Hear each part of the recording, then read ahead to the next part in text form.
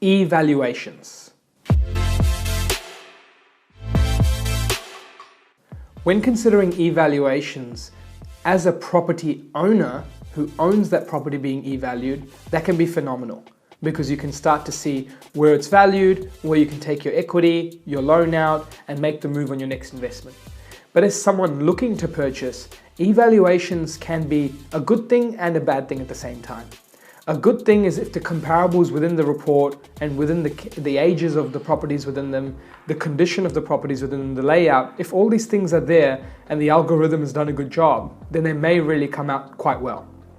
When considering the opposite though, imagine you've got this evaluation that comes up lower than the price that you're looking to pay or how much this is listed for. And you use that as a guide and you go, well, that's not what I'm buying. I can't pay that much. Like that's going to be too much. The e-value of ANZ or CBA or another bank only said that. So when you start thinking that, how come, a couple months later, someone's purchased that property, paid more than the evaluation, and it's settled, which means that either they had a lot of cash and had no issue with the valuation, or the bank genuinely, valued it appropriately for what they paid because that was the real value at the time.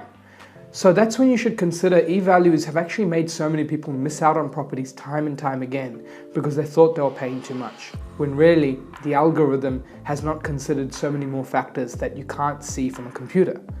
And that's at that point when e-valuations can be impactful.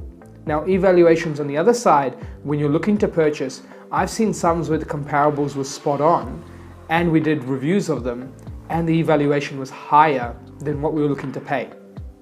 Now, what people don't know is evaluations pre-purchasing can change.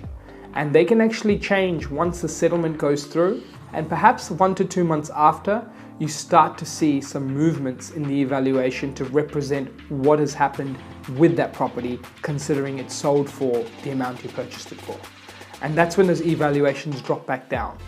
Now, in the case they go back up, that could be because other comparables happened. You're now the owner of the property and those comparables have picked up because they were better priced in terms of more expensive. And at that angle, it's in your favor because you can now lend against that added value. So evaluations, helpful to get a guide, but remember it doesn't consider all factors of the property.